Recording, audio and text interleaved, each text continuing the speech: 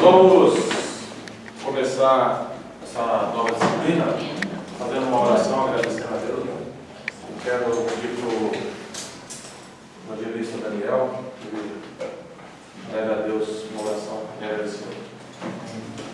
Senhor nosso Deus, eterno Pai, mais uma vez estamos aqui na tua presença. Desde já, Senhor, quero te agradecer porque eu creio que o Senhor já preparou uma noite especial. Esteja abençoando cada vez mais os nossos professores, os nossos pastores, e que nós venhamos estar com os nossos corações sensíveis, ó Pai, para aprender cada vez mais de Ti e viver tudo aquilo que o Senhor tem a nos ensinar, Pai. Te louvamos e te adoramos em nome de Jesus. Seja bem-vindo em nós, Espírito Santo, porque sabemos que só o Senhor pode nos revelar aquilo que o Pai tem a nos ensinar nessa noite. Obrigado, gente. Queridos, essa matéria, todos estão com a apostila? Alguém que você é a apostila? Fiquei. Tá? Thomas deu aqui. Tem mais aí? Tem? Vamos falar sobre geografia bíblica, O que vocês quiserem. um pouquinho de arqueologia e consequentemente, também um pouco de história bíblica. Né? Eu queria trazer hoje o Data Show, só que o computador que eu estou aí só entra HDMI e o outro cabo é diferente do Data Show. Precisa comprar um Data Show mais moderno. Né? E para mostrar alguns mapas, aí umas coisas interessantes. Inclusive até do curso de arqueologia que nós fomos agora recentemente. Bom, essa frase aqui do Palmer Robertson, eu achei interessante. É a apostila do pastor Fabiano. A vida começou em um jardim, Jerusalém foi construída sobre um monte e Jesus começou seu ministério em Cafarnaum. Tudo relacionado à terra. Nossa terra. Em algumas oportunidades eu tenho falado que o crente, já de uma cultura já vem de longa data, que o crente ele espera muito e fala muito do céu. Até Paulo tinha essa concepção, né? Essa concepção vem de Paulo em relação ao céu. Jesus também falou, vou preparar nações. Porém, no Apocalipse e também no Antigo Testamento, a promessa é para a terra. Vocês já pararam para pensar nisso? A promessa é para a terra. Então, o Senhor, no livro do Apocalipse, ele vai falar sobre novo céu e nova terra. Os novos céus e nova terra. Uma outra lembrança que me veio aqui, algumas pessoas ficam perguntando quantos céus existem. O céu onde Deus habita, que nós não sabemos onde é. O primeiro céu que o apóstolo Paulo escreveu, olha, eu conheço um homem que há 14 anos subiu, foi arrebatado até o terceiro céu, que é o céu de Deus, que é o céu onde o Senhor reina. Porque o primeiro céu é o nosso céu aqui, a nossa atmosfera. O segundo céu, o espaço que o homem conhece, e o terceiro, onde Deus está, que nós não sabemos. Tudo que nós vamos falar, nós estamos falando em teologia. Nós falamos um pouco de ciência, mas é a teologia, e a teologia vai trabalhar com Deus, com Deus, com a Bíblia, com a fé. Então, nós temos que pensar sempre dessa forma. Queridos, a terra, lá no livro de Gênesis, no capítulo 1, já começa falando sobre ela. Gênesis 1:1 diz: no princípio criou Deus, ou Deus criou os céus e a terra. No verso 2 está escrito: a terra. E era a terra, ou a terra era, sem forma e vazia, e as trevas cobriam a face do abismo, e o Espírito de Deus se movia sobre a face das águas. Uma vez eu li um livro de um filósofo cristão e ele deu a seguinte informação. Eu confesso que não fui verificar na língua hebraica com o texto original, mas ele usou esse termo era como tornou-se. O texto dá a entender que a terra ela foi criada, os céus e a terra foram criados, o universo nós entendemos assim, e que ela ficou um longo tempo sem forma. E aí eu vou aqui colocar uma especulação. Por que essa terra, que a nossa terra, ficou sem forma e vazia? Já pararam para pensar? Por que quando Deus revelou isso aqui ao autor, que muito provavelmente não é Moisés, tá? Não se assustem não, mas não foi Moisés que escreveu boa parte do Pentateuco, por que a terra tornou-se sem forma e vazia? Por que ela era sem forma e vazia? Aí vamos entrar um pouco na teologia. Quando Lúcifer e uma terça parte do céu é expulso, eles são expulsos do céu, para onde eles vão? Então, a Bíblia não traz nada a respeito disso, é uma especulação. Provavelmente, a terra ficou sem forma e vazia porque eles vieram para cá. Provavelmente. Tá? Não estou afirmando nada. Então, e há uma outra questão a respeito disso, de que quando eles vieram, ou antes, ou no período, uma coisa muito, muito distante da gente, aconteceu o quê? Vida. Tinha vida. Agora, é loucura imaginar isso para a nossa mente, né, gente? Mas imagine uma outra geração. Uma outra geração que foi destruída. Isso é tudo imaginação, tá? Não saiam por aí falando que eu estou falando que a Terra era assim, que houve gerações. Não. São só especulações. Tá bom? Isso tudo eu tirei desse livro. Eu não lembro qual que é o autor, mas ele colocou várias questões em relação ao tempo e a Terra e a história da Terra e do universo. Por isso que a ciência, pode ser por isso que a ciência, ela coloca a Terra como, o tempo da Terra, como milhões e milhões de anos. Milhões e milhões de anos. E a ciência tem um artifício, um elemento que eles chamam de carbono 14, que eu não sei, eu preciso conversar com um arqueólogo para ver até que ponto que esse carbono 14, que é o instrumento que eles usam para definir a data de alguma coisa, de um osso, de um pedaço principalmente de organismos vivos que viveram. Então, essa loucura. Quando você vai estudar arqueologia, história, pré-história, geografia, então nós ficamos muito na especulação, porque nem a ciência tem certeza do que eles falam. Nem a ciência tem certeza, porque se o universo começou, ou a Terra, vamos pensar, através de um Big Bang, quem provocou esse Big Bang? Alguma coisa provocou. Aconteceu do nada as coisas começaram a surgir e aí aconteceu a Terra. Então, quando nós somos questionados pela ciência, nós também podemos questionar a ciência, porque é preciso muita fé para crer na ciência. É preciso fé para ser ateu. É verdade. Porque o ateu, ele crê em alguma coisa.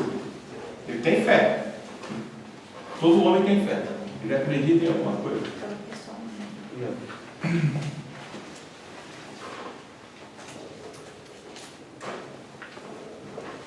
Então, meus queridos, o que é geografia? Só para nós termos essa concepção. Geografia econômica, né? Parte da geografia que estuda os recursos do solo e do subsolo e sua exploração, distribuição e consumo. A geografia física, que é o que descreve e estuda o aspecto atual da superfície do globo terrestre. E a geografia humana é a que tem por objeto o estudo das relações entre as atividades do homem e do meio em que ele vive. A geografia linguística, que é a ciência que tem por objeto o estudo de determinar as áreas de extensão dos fenômenos linguísticos. Você tinha levantado a mão, Isaac? Tinha. Eu já vi alguns comentários, eu queria saber a opinião do pastor sobre isso. Estava falando que uma terça parte caiu, né, dos anjos, né, junto com Lúcifer e tal, aí não é nada certo, pastor. Mas eu já ouvi algumas pessoas falarem que foi também nesse momento que houve a extinção dos dinossauros sobre a Terra. Que é um impacto e aí não sei, já vou falar alguma coisa relacionada a isso. Aí queria saber se você tinha já ouviu também falar algo sobre isso? Eu já ouvi. Ou se pode ser uma verdade, se não pode, sei lá. Não dá para afirmar nada, né? Não dá para afirmar nada. Porque o próprio relato da criação fala dos animais. Que surgiram, né? Os animais foram criados antes do homem. Então, em uma outra aula, também já foi falado aqui, que cada dia da criação pode ter sido um bom tempo, uma era, não sabemos. Então, é complicado a gente afirmar as coisas. Não tem nada revelado assim. Deus não determinou nada. Olha, a Terra tem tantos anos, o homem surgiu na Terra há tantos anos. Deus não esclareceu nada a respeito disso. Então, não podemos afirmar nada. E até é perigoso. A ciência, ela vai trabalhar com suposições também. Porque como que nós podemos afirmar? Olha, são 30 milhões de anos. Aproximadamente, eles pensam, né? Aproximadamente tantos milhões de anos o homem surgiu. Foram tantas espécies de hominídeos que apareceram. E de tempos em tempos, a ciência ela acaba caindo em contradição. Caindo em contradição no sentido de que, por exemplo, há um estudo, eu falei na última vez que nós tivemos aula, de que o ser humano, a nossa etnia, ele nasceu de uma única uma fonte, de uma mulher. A ciência tem isso comprovado, só que eles não espalham. Eu fui outro dia no museu do Catavento, ali onde era o Palácio das Indústrias, ali, no centro, ali perto da Rua do Gasômetro, e lá eles têm uma estátua, tipo de uma estátua, de uma mãe que deram o nome de Lucy, algo assim. Só que na época, quando eles acharam essa origem, deram o nome de quase parecido com Eva. A ciência. Então, uma única mulher deu origem a todos os seres humanos por causa do DNA. Eles fizeram esse estudo. Então tem muita coisa que nós não sabemos, e a ciência também não está explicando, não está preocupada em dizer, mas tem muita coisa que elas vão apontando para a Bíblia em alguns sentidos, em relação à criação, à origem das coisas e à Terra. Então, uma outra geografia que não está aqui, que é a geografia que nós temos e estudamos o tempo todo, é a geopolítica. A geografia que vai estudar o espaço e a política enquanto sociedade. O espaço e a política enquanto sociedade.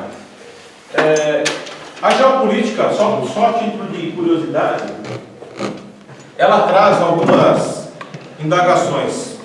Por exemplo, quando nós estudamos A geografia do Brasil. Geografia do Brasil. Em um determinado momento da história, os governantes aqui decidiram construir uma nova capital. Pensando um pouquinho na geopolítica. Quando eu estava estudando, surgiu um debate em relação a por que o homem ele intervém na natureza, formando ou criando cidades, né? Ou aumentando, construindo, fazendo. Por que o homem fez? Sempre na história humana, o homem ele quis viver em sociedade, e quando ele começou a viver em sociedade, ele constrói muros, ele começa a desenvolver ferramentas para mexer com a terra, ele começa a domesticar os animais, pensando na ciência. Até tem um livro que chama A História da Riqueza do Homem. Léo Huberman. Ele faz um questionamento, uma pergunta, né? Quem foi o primeiro homem que cercou um pedaço de terra e disse, isso aqui é meu? Em relação à desigualdade, por que alguns têm tanto e outros não têm nada? Pensando na humanidade.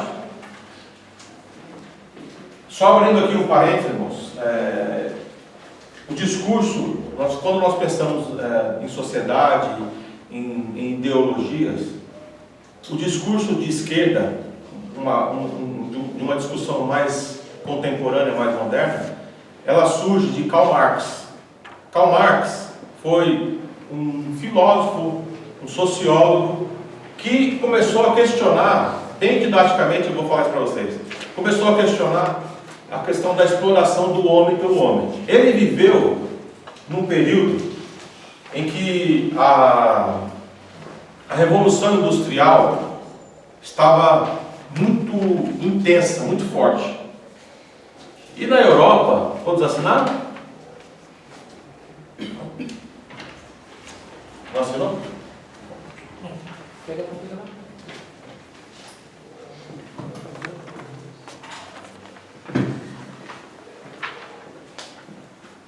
Na Europa, acontecendo essa chamada Revolução Industrial, os principais industriais, aqueles que eram donos das indústrias, vamos pensar um pouquinho na Inglaterra, na França, na Bélgica, nos países que estavam se desenvolvendo no século XVIII e XIX. Eles começaram a contratar pessoas para trabalhar nas suas indústrias, principalmente na indústria têxtil, e eles pagavam uma merreca, mixaria, uma questão de quase escravidão. Contratavam crianças, contratavam tudo quanto é tipo de gente, e não pagavam quase nada. E essas pessoas trabalhavam 13, 14, 15 horas por dia, atrás de uma máquina, perdiam dedos, mãos. Era uma exploração, não tinha quem defendesse. E Marx, nessa época, ele começou a prestar atenção nesse movimento histórico, e ele começou a ir contra. Escreveu muitos artigos, livros. O mais contundente que ele escreveu foi o Capital, que nesse livro ele mostra a diferença e a desigualdade em relação a quanto vale a mão de obra, quanto que um patrão paga por 18, 19 horas de trabalho de um trabalhador. E aí ele mostra, matematicamente, olha como as pessoas estão sendo exploradas. E aí surge um movimento na Europa em relação a isso. É claro que começa pequeno, todo movimento começa pequeno. E a partir de Marx e Engels, que foi o seu contemporâneo, seu colega, essas coisas começaram a mudar. Porque ele faz alguns algumas críticas e ele chama a atenção dos trabalhadores. O grande problema é que Marx era ateu. Era ateu. Aí por que eu digo o grande problema? A religião, ele fala a respeito da religião, ele fala assim, olha, a religião é o ópio do povo. O ópio quer dizer a droga. Por quê? Mesmo o protestantismo, que já estava lá há um bom tempo, e também o catolicismo, essa religião, ela faz com que as pessoas aceitem o que está sendo imposto e não se revoltem, vamos dizer assim, e não busquem os seus direitos. Então ele faz essa crítica à religião e chama a atenção dos trabalhadores, dizendo, olha, vocês precisam se unir, porque vocês unidos, vocês são mais fortes. Se unam, pensem, troquem ideias, montem, não com essa palavra agora, mas façam alguma coisa em relação aos sindicatos, né? Montem sindicatos, ele não falou isso, mas façam alguma coisa em relação a uma cooperação entre vocês mesmos, para que vocês tenham uma voz, para que vocês tenham direitos. Então daí surgiu o que muitos chamam de esquerda comunista. Esse pensamento de Marx, lá no início do século XX, entrou na Rússia, entrou em outros lugares do mundo, e na Rússia, por causa desse tipo de ideologia, surgiu a Revolução Russa, que foi uma revolução camponesa. Eles tomaram o poder, instauraram esse comunismo, que tem uma vertente marxista. Ele não fala nada nos seus escritos a respeito de uma revolta popular nas armas, não. Ele fala de uma revolta, de uma reação que os trabalhadores tinham que ter em relação ao poder. Na Rússia, na antiga União Soviética, era a Rússia, tornou-se União Soviética. Estou falando de geopolítica, tá? Isso aconteceu uma revolução sangrenta. Eles tomaram as armas, tomaram o poder pelas armas e ficaram vários anos. O problema, irmãos, é que essa revolução, esse comunismo instaurado, ele praticamente aboliu a religião, fechou as igrejas e perseguiu quem não era a favor do movimento.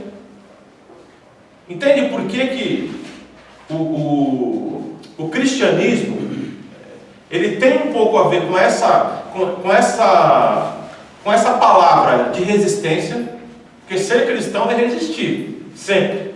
É você protestar, é você... Quando Jesus fala no Sermão do Monte, bem-aventurados aqueles que têm fome e sede de justiça, é porque aqueles que vão lutar, não com armas,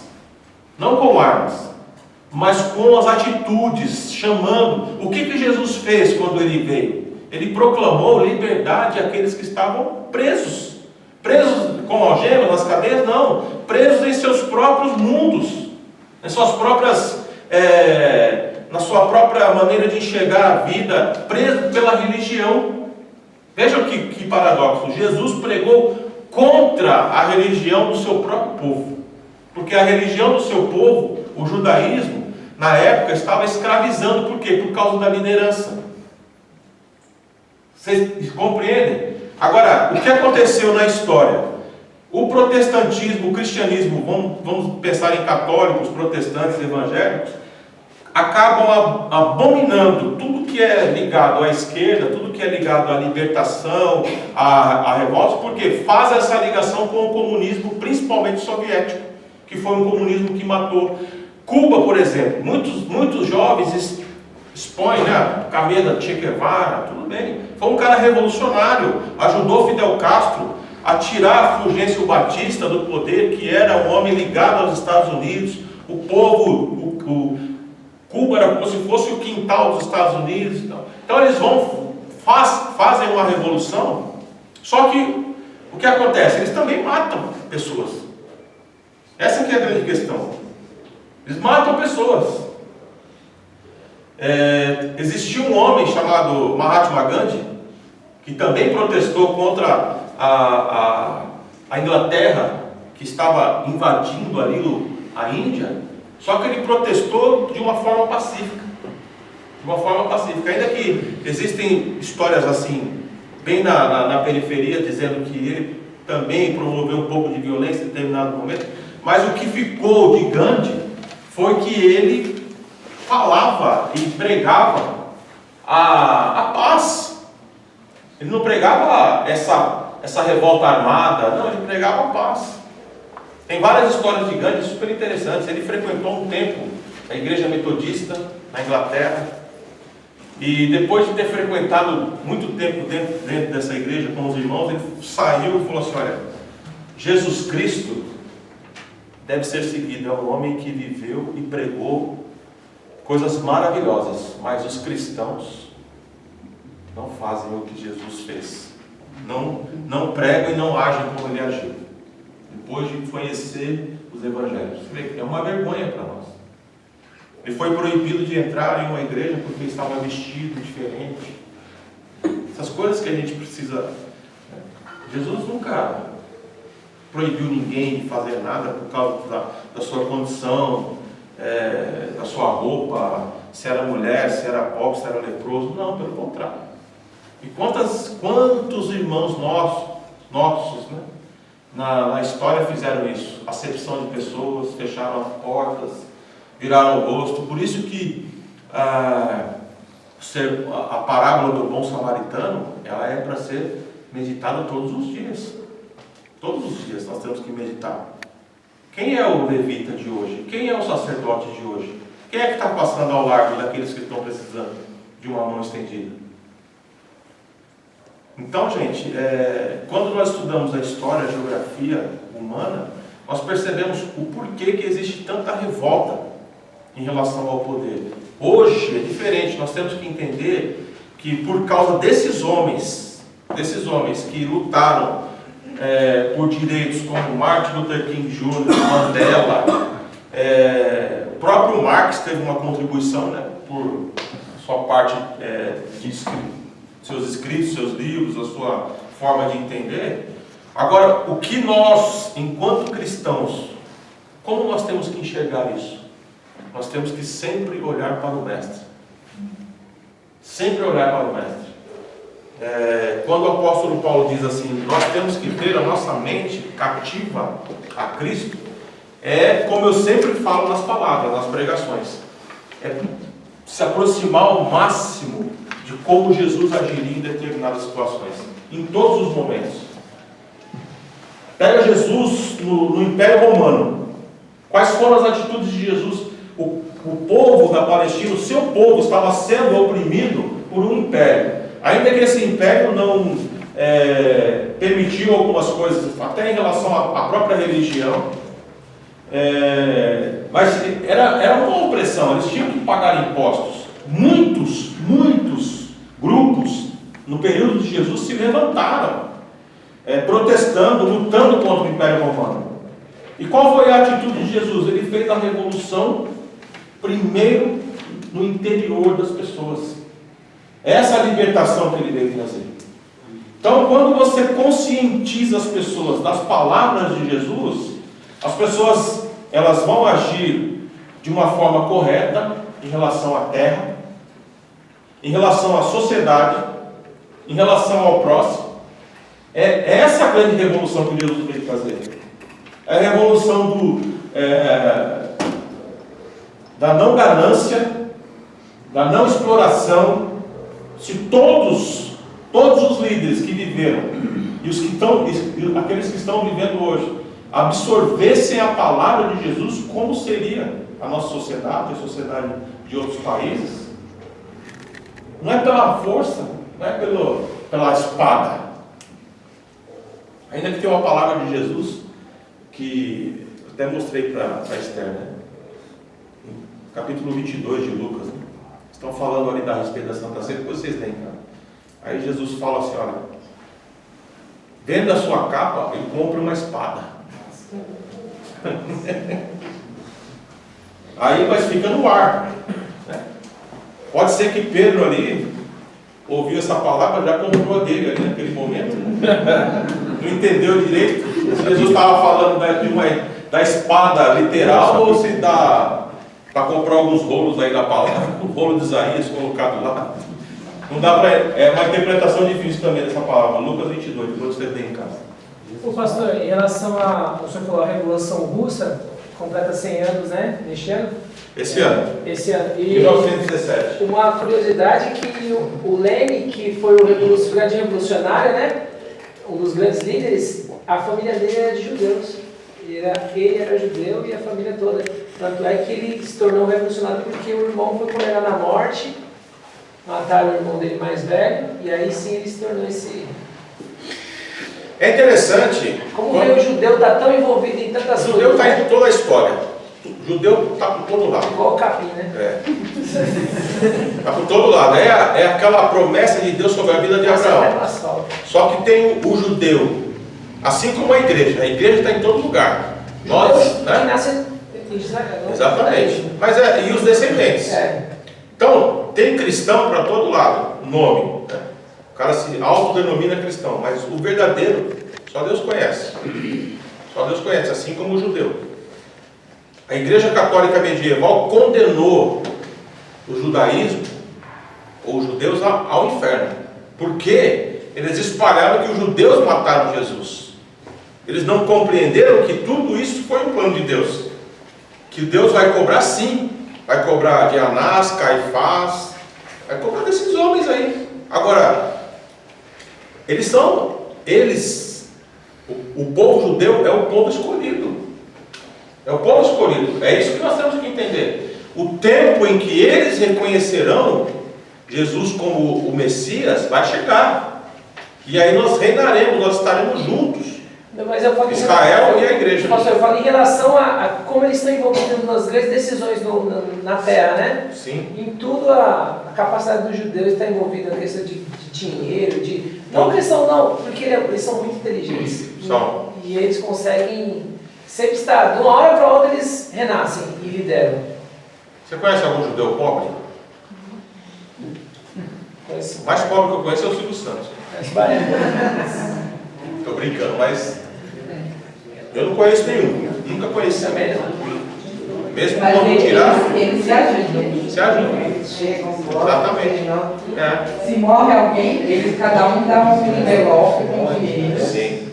E ainda dá para e dá para os donos. Então, Pode gente, ser riquíssimo, mas eles... Mas é o correto, né? Eles se ajudam mesmo. Então, gente, só para finalizar essa introdução em relação a ideologias. O que eu tenho tentado falar com as pessoas? Não sejam extremados. Não caiam para os extremos. Tentam buscar o equilíbrio em todas as áreas, até numa discussão política. Porque olha só o que está acontecendo hoje. Olha só o que está acontecendo hoje. No Brasil, um racha, as pessoas se agredindo, sites por aí. É uma agressão porque é uma divisão. Você é comunista, você é capitalista, você é coxinha, você é mortadela. Então, quer dizer, é uma mistura aí e as pessoas não estão... Então, é um erro isso. Não tem diálogo. Um quer, chama o outro para o diálogo e conversar. É conversar. Dentro de tudo aquilo que nós vivemos, dentro do nosso contexto, não adianta eu parar de falar com... Tem um primo meu que é comunista, ele parou de falar comigo, porque eu fiz uma crítica ao comunismo. Ele parou lá no Facebook, me bloqueou e tal. Tem muita gente que me bloqueia. Tem que fazer uma aula. Mas eu estou tranquilo.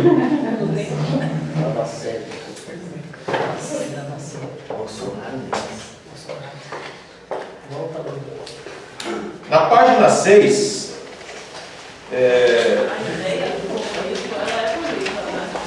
então, é a ideia de igualdade. Igualdade. Na verdade, cheguei lá, por exemplo, ele era extremamente preconceituoso. As pessoas falaram que queria igualdade, mas não estudavam. Mas vai falar isso aqui. Estou lá com ele, eu tenho uma professora, ela ama de paixão, a mãe dela mandou de cobrar camiseta com ele. Eu falei, mas você sabe que o Brasil fala a respeito dele, né? Não, vocês não sabem, eles estão Pois é. A igualdade dele era só para alguns, assim, não era para todos. A questão do comunismo, gente, Negros, gays, enfim. a ideia, né? Morte, né?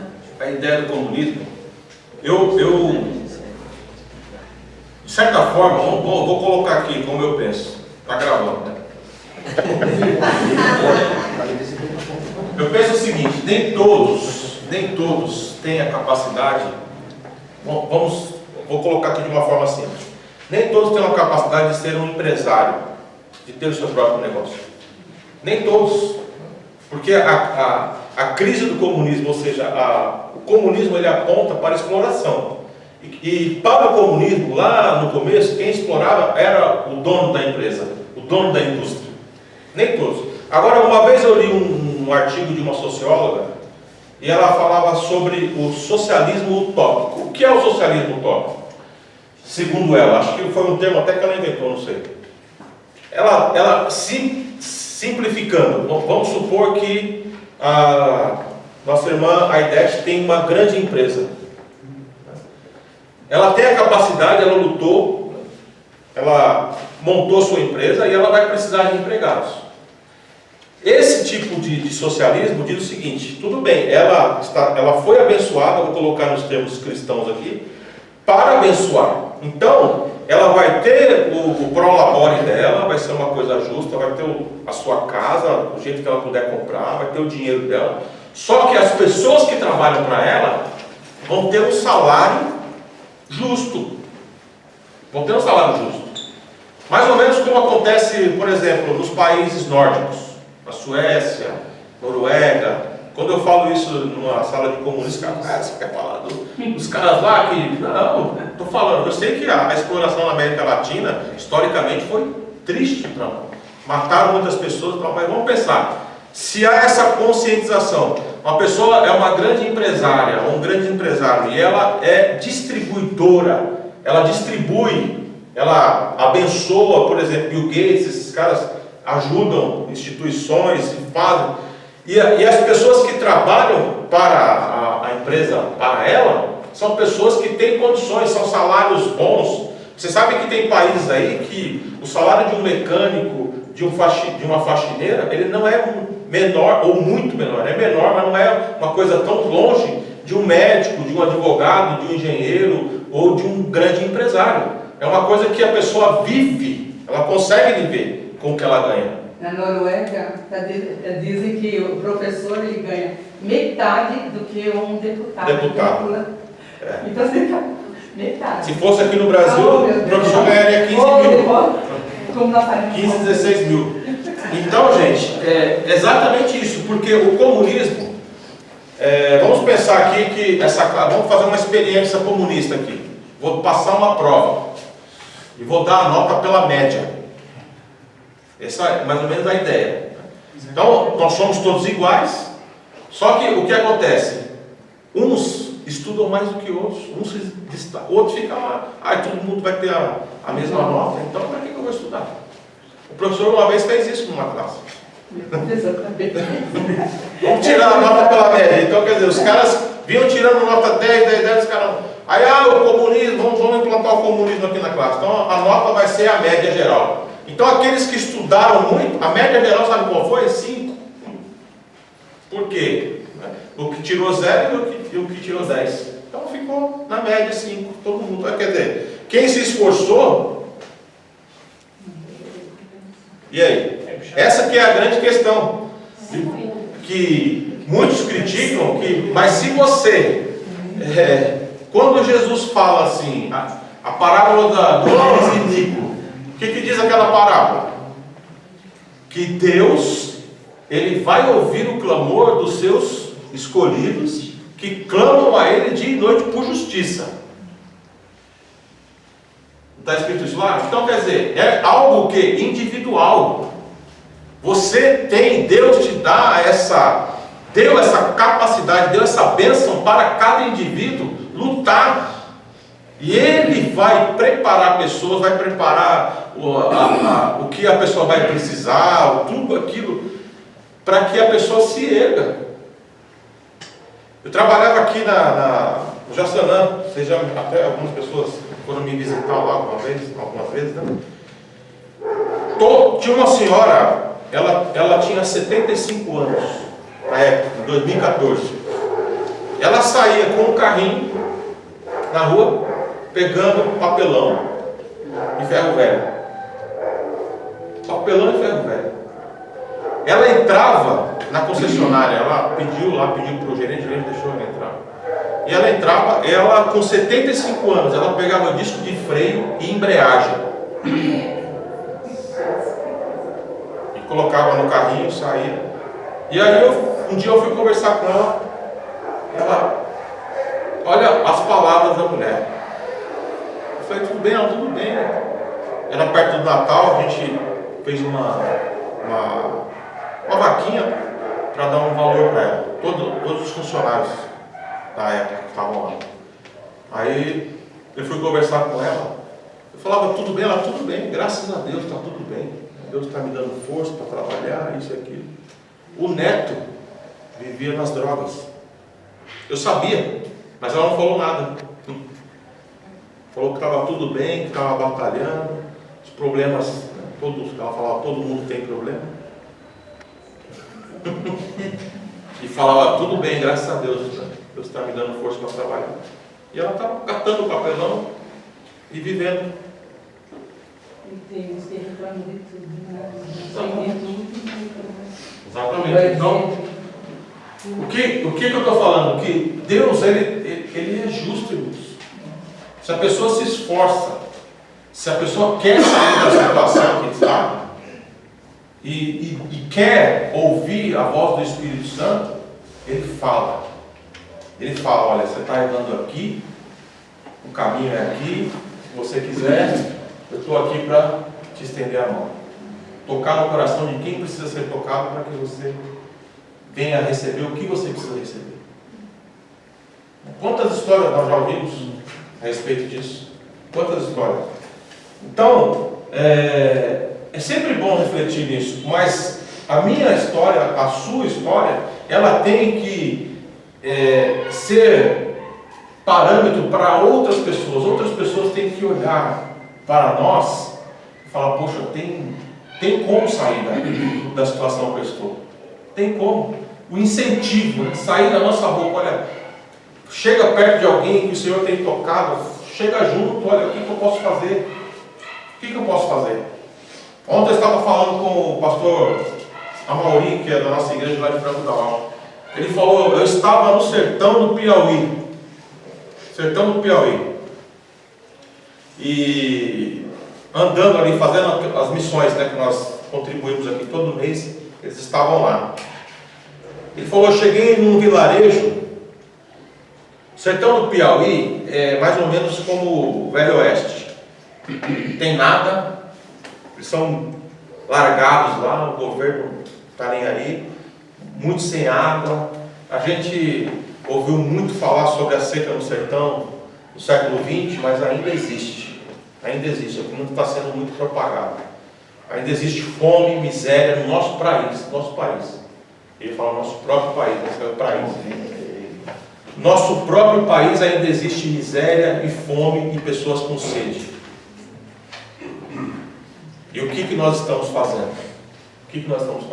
Ele falou que chegou lá, tinha um senhor de quase 90 anos, agachado, e aí ele chegou, puxou o assunto, ele falou, tudo bem, senhor? Ele, tudo bem. Eu queria conversar com o senhor, nós somos cristãos, queremos fazer uma oração, ficar aqui com vocês um pouquinho, levar a palavra. Graças a Deus, sem oração sempre é bom. Aí conversaram um pouquinho e perguntou, mas o senhor não quer levantar para a gente ir até as pessoas que estão lá, acho que no vilarejo, né? Aí ele falou assim, olha, eu vou ser sincero com você, tem 4 dias que eu não como nada. E eu estou aqui ajoelhado para ver se passa a minha dor. Meu estômago doendo demais. 4 dias sem comer nada. Quase 90 anos. Aí o Mauri começou a chorar e falou: a única coisa que eu posso fazer agora, né, é uma oração, mas nós vamos providenciar alguma coisa. E eles oraram juntos ali. E depois da oração ele pegou e deu uma despertada e falou: nossa, a dor passou. Levantou e falou para as pessoas que estavam lá: gente, vem aqui, tem um homem que está orando aqui, a fome está passando. Não, irmãos, você acha que tem condições? É como se o nosso coração fosse exprimido assim, fala a verdade. Vem, tem um homem que está orando aqui, a fome está passando. O que nós estamos fazendo? Nosso país. E não se preocupar com a água, mostrando toda hora, o dinheiro, tudo que nós temos aqui.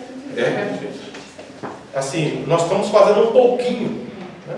Um pouquinho, com os missionários que estão ali. Então, aquelas pessoas que Deus colocar no teu coração, faça. Faça porque é o Senhor que vai dar essa direção. É o Senhor que vai dar. Porque ouvir uma história dessa é difícil. Quando nós falamos aqui na apostila, na página 6, o fértil crescente das primeiras civilizações e as terras de Canaã. Queridos, eu vou fazer aqui um desenho dele.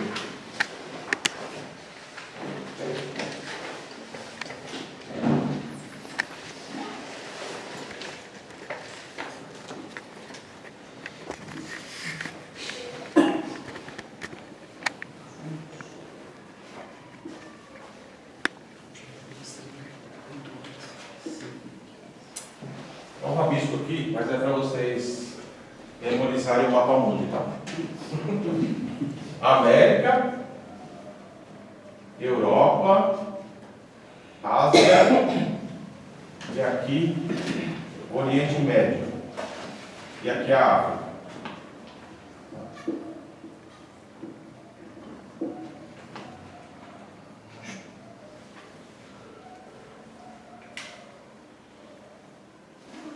A Bíblia, ela diz que o homem, ele veio dessa região aqui, onde hoje é o Iraque e o Irã, o rio Tigre e o rio Eufrates, certo?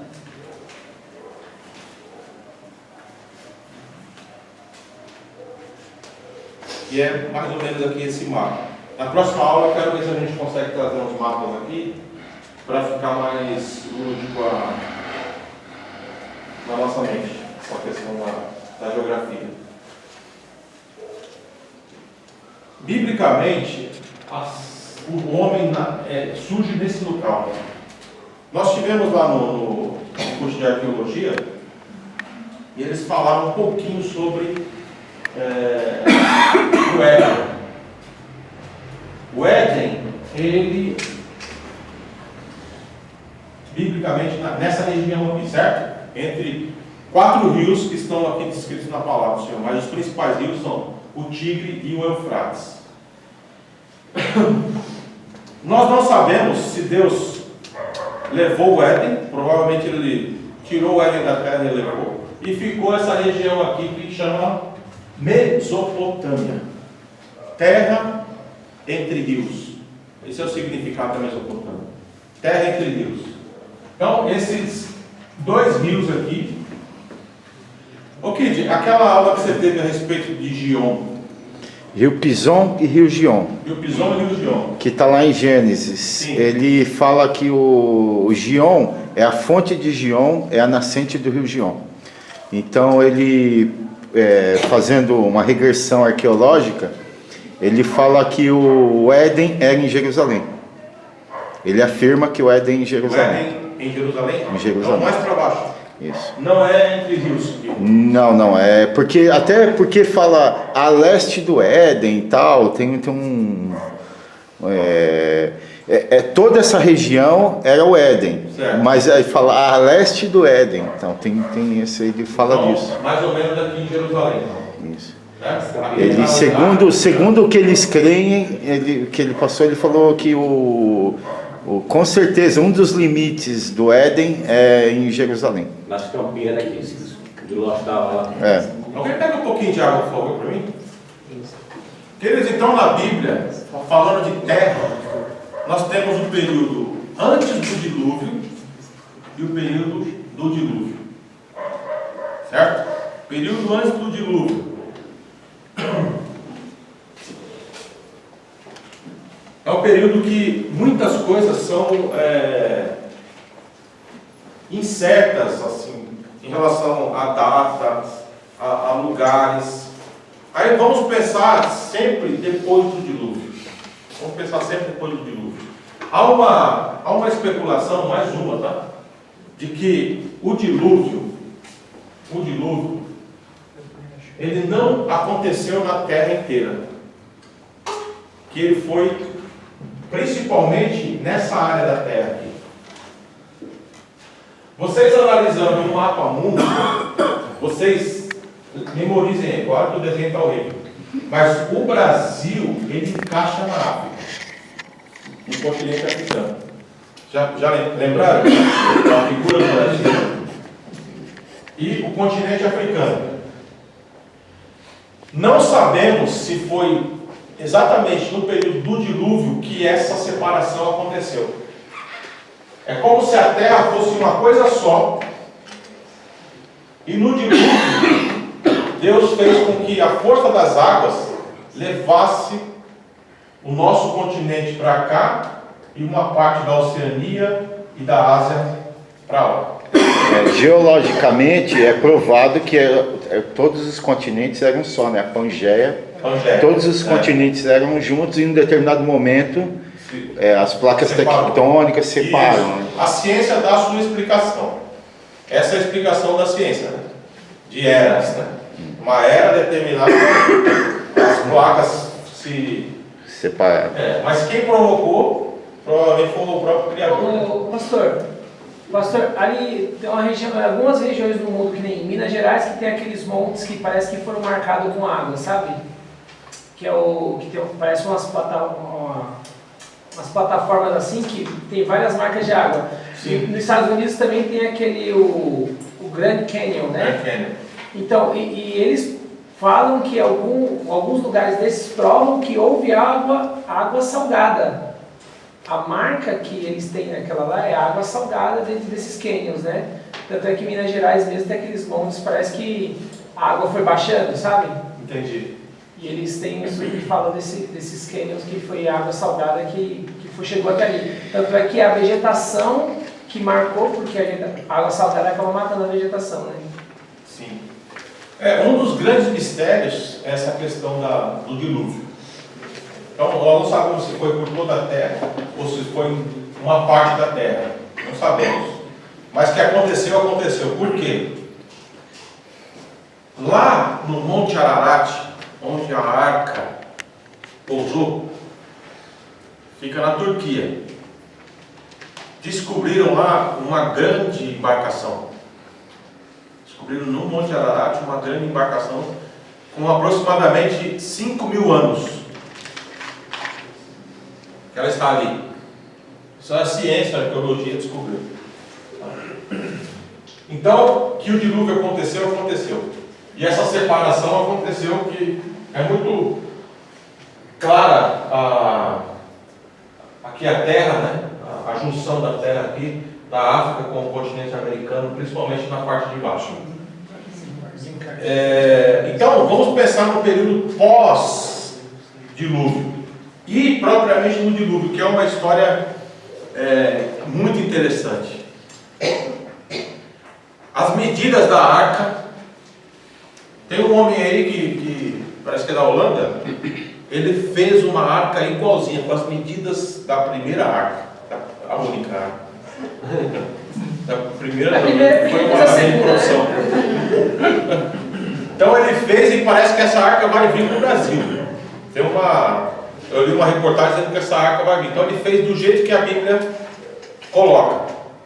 Com os compartimentos, altura, tamanho, tudo certinho. A Bíblia também não diz com exatidão, mas provavelmente Deus provavelmente não havia chovido na terra. Então o homem chega para a sua sociedade e fala assim: gente, Deus falou que vai cair um temporal e vai acabar com tudo. Os caras é doido, né? Nunca nem choveu aqui. E parece que ele falou isso por mais de 100 anos, ou 100 anos aproximadamente, construindo, falando, construindo. Por isso que Jesus, quando cita, fala assim: assim como nos tempos de Noé, será a minha volta. As pessoas estarão vivendo, casando, descasando, plantando. Estou aumentando um pouquinho aqui, mas vivendo. Assim como nos dias de Noé. De repente vem o dilúvio, de repente Jesus aparece.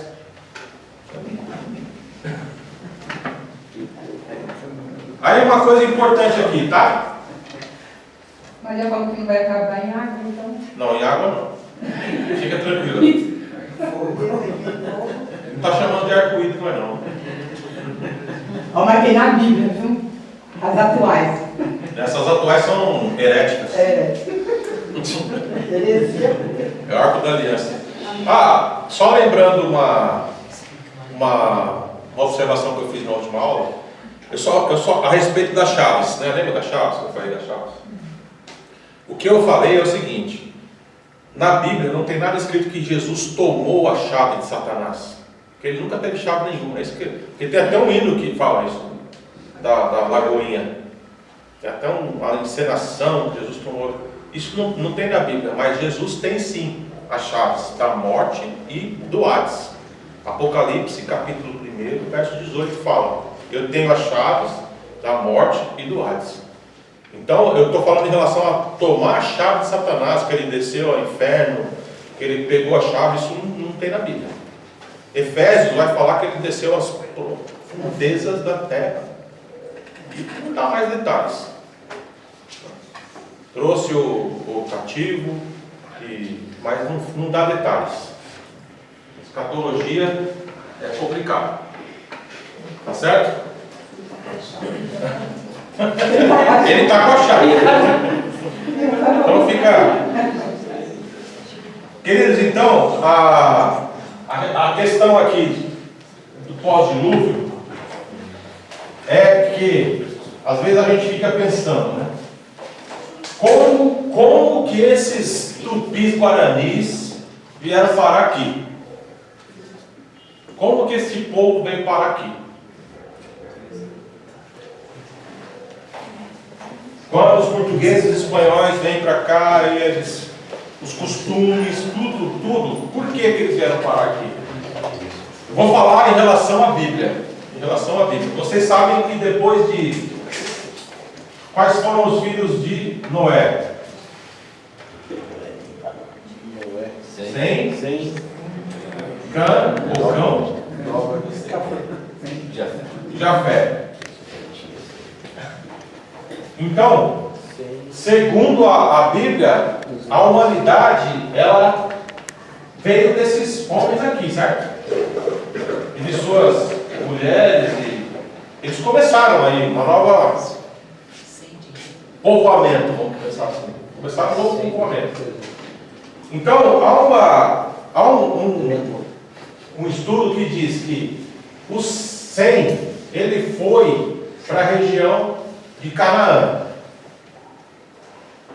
Sem foi para a região de Canaã, certo?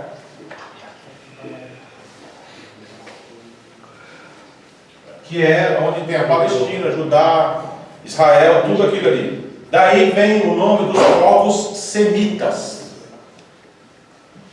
de onde descendem os judeus. São os povos semitas. Cã tem uma maldição em cima de Cã. Por quê? Quem lê a Bíblia aí? Que ele viu o pai dele nu. Por causa daquela situação da capa de Acã, aquela Não. história, né? Não, a Acã é bem depois. Isso aí você não leu. O pai dele faz a vinha. A nudez era Lembra que Noé, ele planta uma vinha, e aí ele faz o vinho e toma vinho a noite inteira e fica doidão. Eita, Aí fica peladão na tenda. ixi. Fica lá peladão e tal. E aí Cã, o texto não é muito claro, mas o que dá para entender é o seguinte, gente, que Cã olhou, não se escandalizem que eu vou falar aqui, mas ele cobiçou o seu pai. Não está escrito isso, mas diz que ele viu o pai nu e provavelmente ele cobiçou. E os irmãos ficaram sabendo e falaram para Noé. E Noé lascou-lhe uma maldição. Meu Deus. Porque quando os irmãos viram, eles pegaram uma capa, viraram o rosto e foram na direção do pai. E Cã provavelmente tirou sarro, deve ter olhado e falado, tempo aqui sem mulher, alguma coisa assim. Isso não está escrito não, tá? Mas na história do judaísmo, tem um rabino que lança esse tipo de interpretação, que ele desdenhou e até olhou com malícia, e o pai ficou sabendo, tirou sarro do pai, olhou com malícia, cobiçou, alguma coisa assim, uma coisa assim carnal mesmo, né? Já os irmãos tiveram outra atitude, viram a situação do pai, cobriram o rosto, levou uma capa lá e depois caguetaram o Cã. E aí, quando Noé ficou sabendo, lançou uma maldição em cima dele. Agora, é perigoso fazer como o Marco Feliciano fez outro dia. Falou que os negros que são descendentes de Cã são amaldiçoados. O senhor Marco Feliciano, deputado federal, maluco da cabeça. Ele é um dos, né? Com aquele cabelinho liso. E ele é descendente, né? Um pezinho na cozinha. Ele é desse cão direto. Então tem muito. Eu achei que era descendente do cão.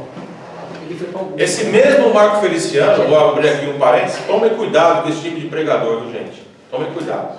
Porque falam umas coisas que até as pessoas falam, nossa, que grande pregador, né? Que palavra. Mas vai ver exatamente a palavra dele, o pensamento dele, o que está no coração dele. Outro dia eu contei para vocês que ele, no meio da palavra, ele falou assim: você sabe por que John Lennon foi assassinado? Sabe por quê?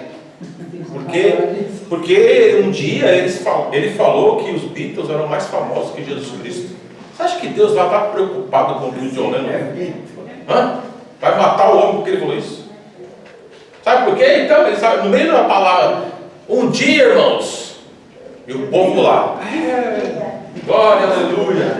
Um dia o homem bateu na porta dele, a hora que ele abriu, o homem meteu 3 balas. 3 balas no peito dele. Aí vem a heresia, segura a heresia agora. Uma em nome do Pai, outra em nome do Filho, outra em nome do Espírito Santo. Está lá no YouTube, pode procurar. Se Deus é verdade.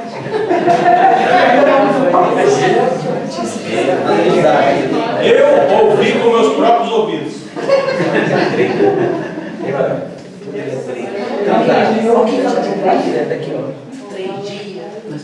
Gente, nós estamos dando risada, mas é sério. Porque as pessoas glorificaram a Deus naquele momento.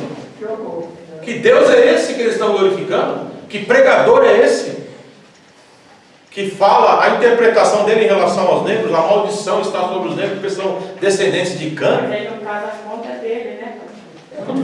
Deus vai cobrar dele mesmo. Vai cobrar dele mesmo. Se não se arrepender. Então, gente, prestem atenção naquilo que vocês ouvem. Prestem atenção, não saiam por aí idolatrando o pregador, falando isso e aquilo. Olha, eu recebo um monte de WhatsApp, pastor, escuta essa palavra aqui, escuta esse pregador, escuta esse aqui. A maioria eu escuto. Se o cara, se eu sei da história do homem, eu vou lá e escuto. Mas a maioria é tudo esses pregadores aí, Tudo cã. Prestem atenção. É claro que você sempre vai pegar alguma coisa boa. O Malakraia, né?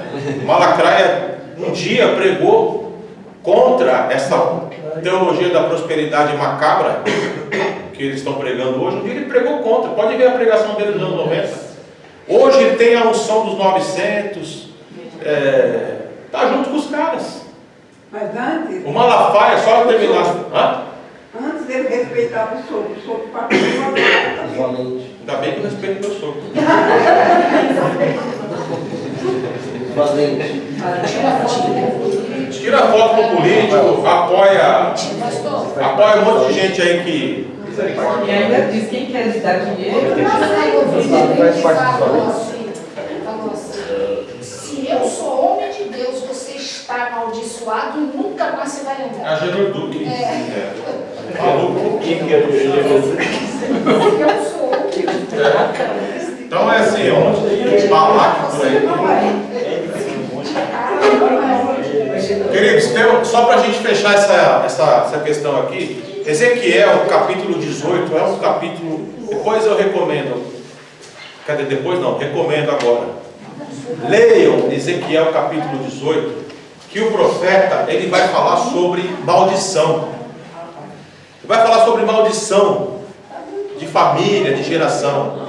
Deus ali, ele quebra toda essa cultura de maldição, de cor, de raça.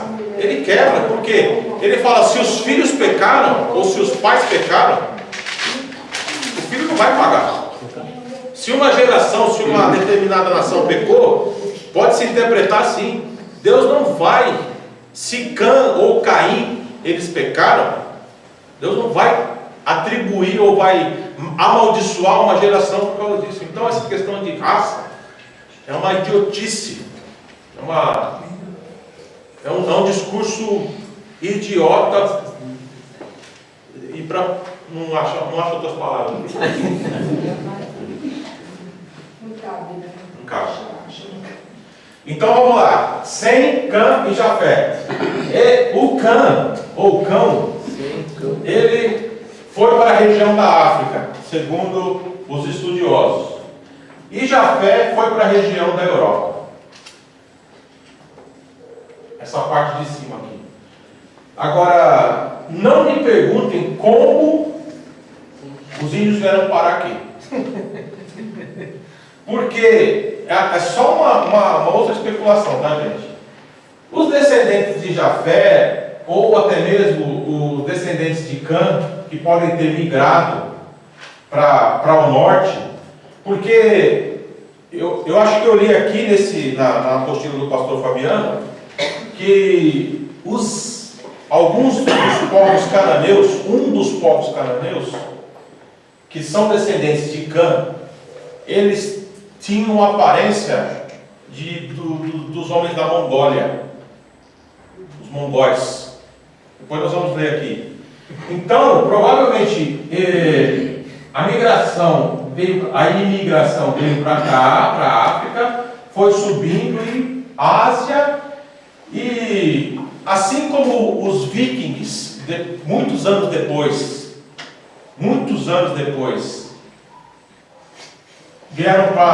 passaram pela América do Sul, bem antes dos portugueses, bem antes, os vikings visitaram o nosso país aqui, bem antes dos portugueses.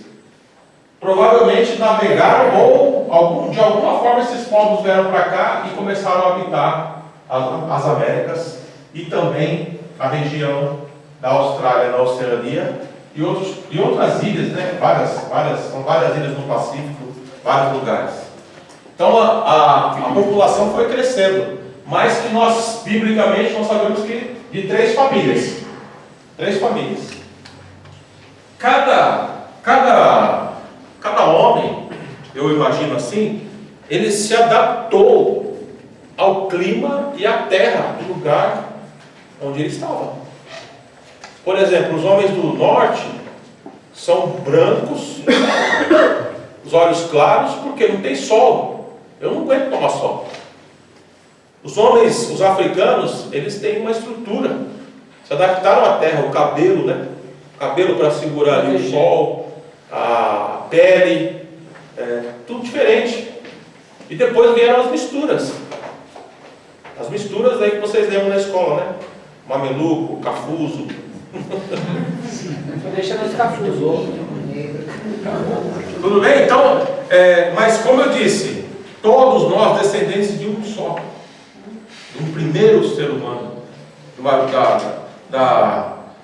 Do acasalamento, né? de um casal. Que a ciência comprova. O DNA é igual para todos. Para todos. Tem lógica a história de que a descendência de Ismael, né? E o filho de Abraão são os muçulmanos? Sim.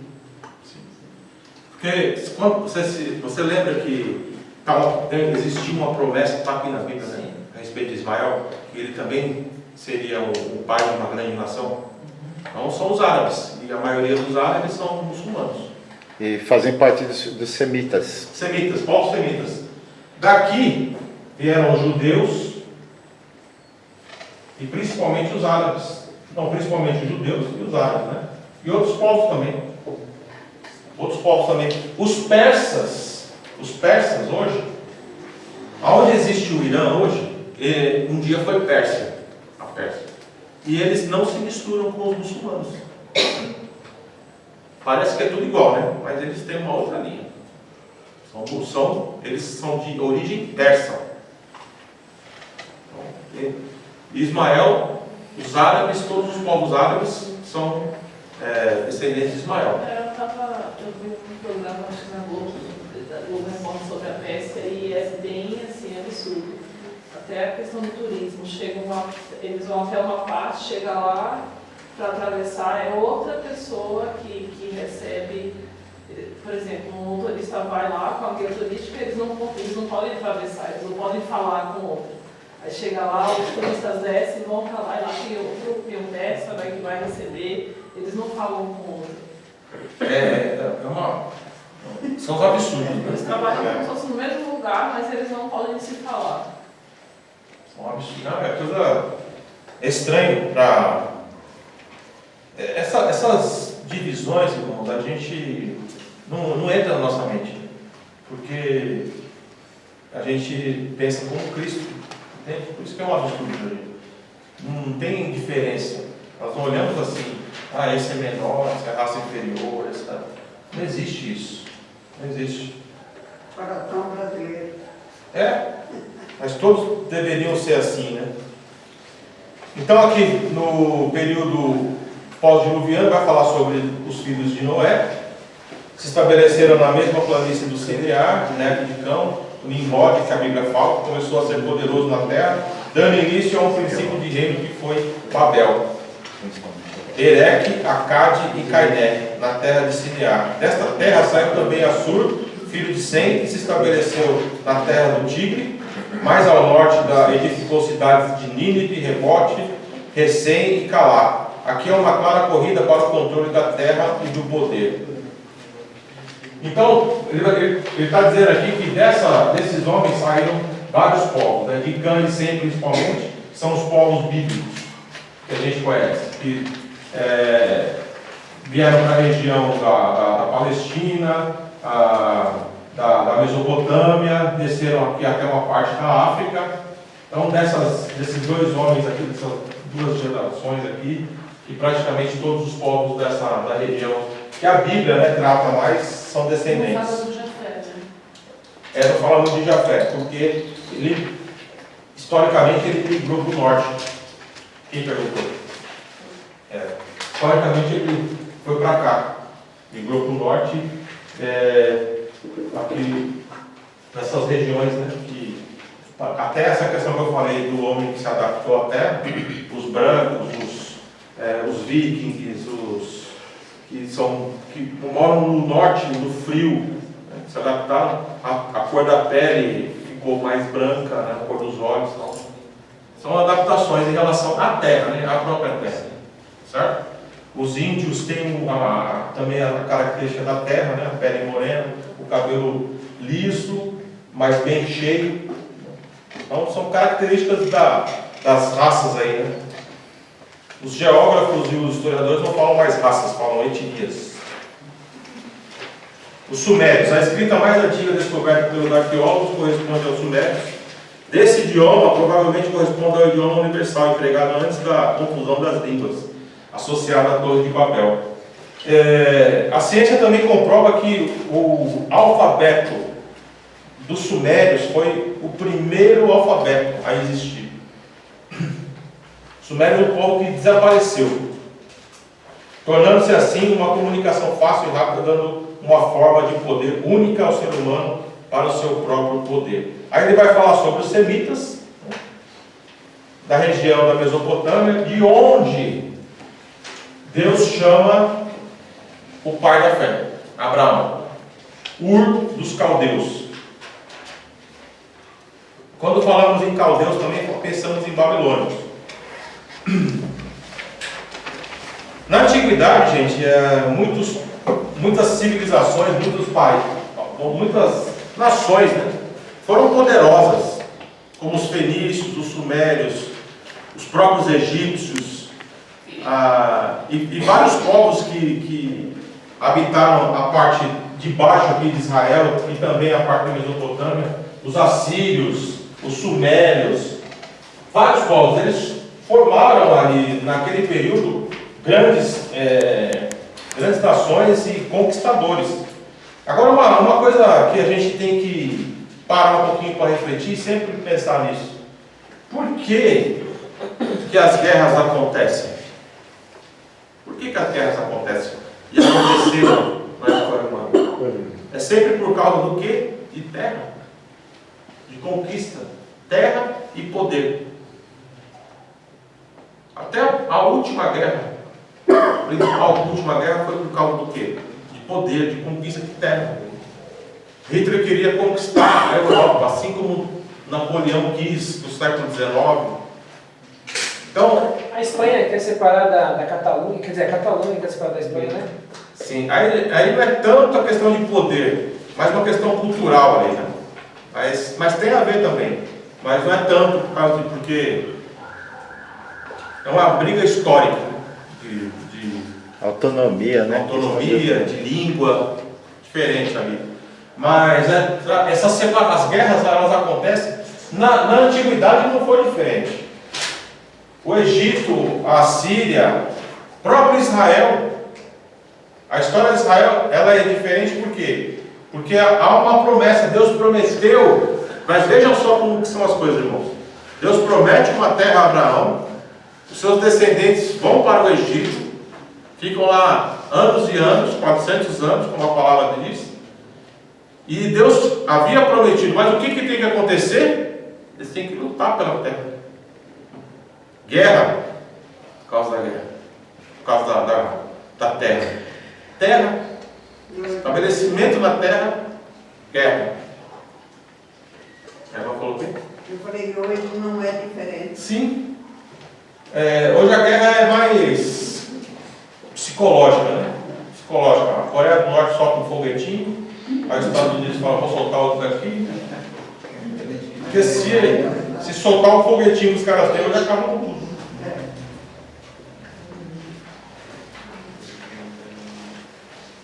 As nações cananeias, página 8. Um pouquinho de água para mim, Isaac, por favor. Tem uma explicação porque Deus não só permitir, mas incentivar esse tipo De guerra, Isso. em relação a Israel.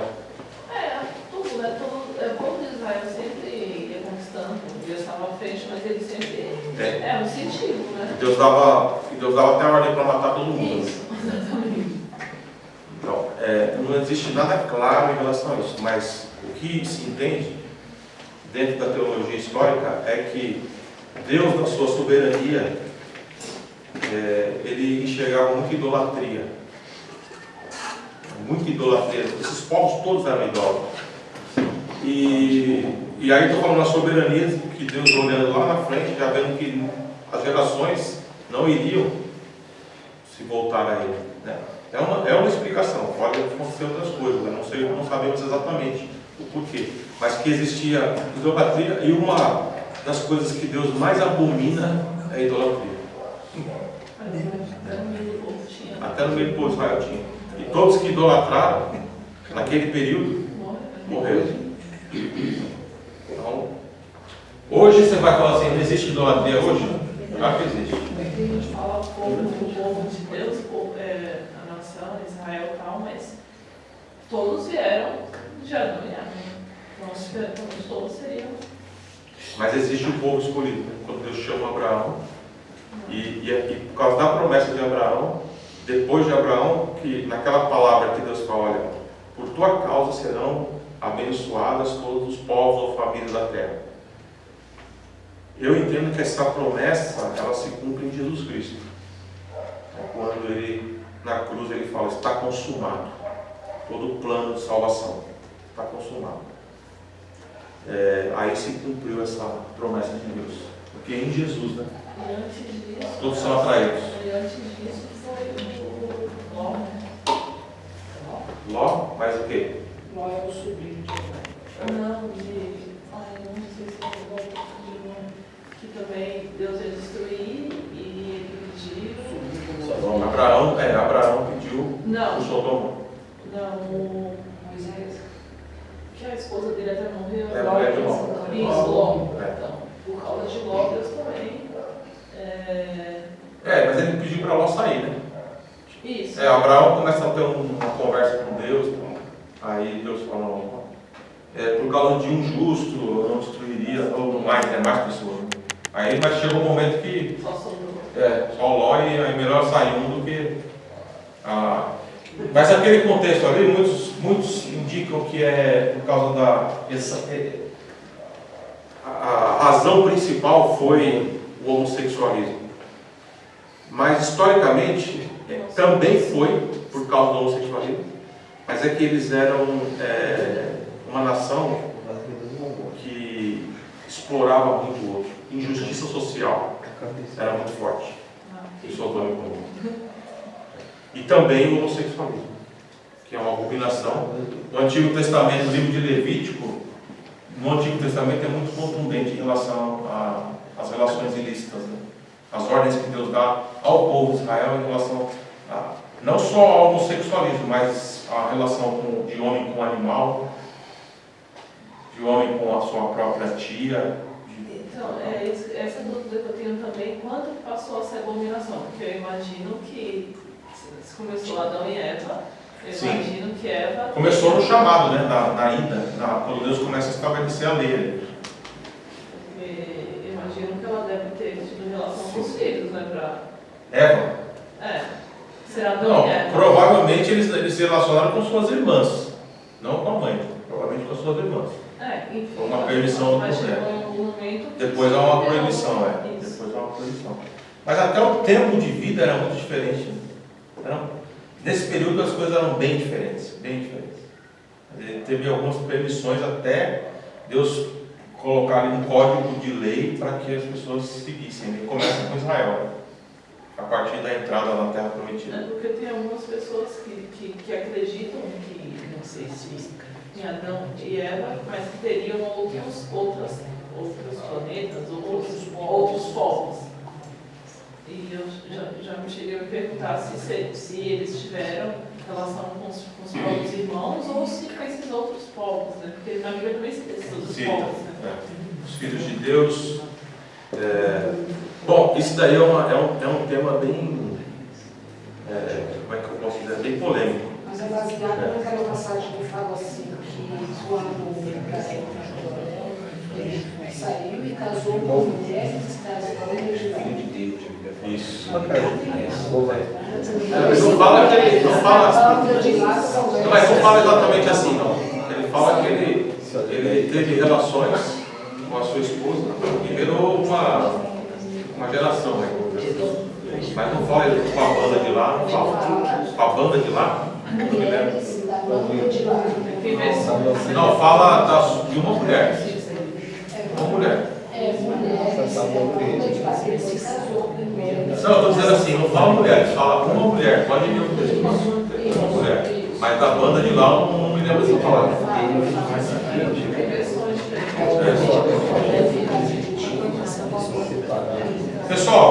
ficar por aqui hoje. Na próxima semana a gente. Eu fico no Para casa, não vai ficar por aqui não. Então vai. Por aqui na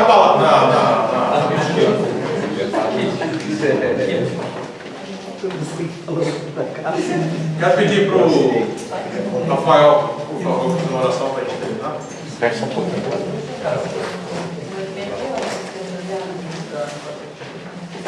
Os alunos que não entregaram o trabalho, por favor, faça isso agora. E tem alguns trabalhos que estão em cima da mesa, provas. A lista está com alguém aí?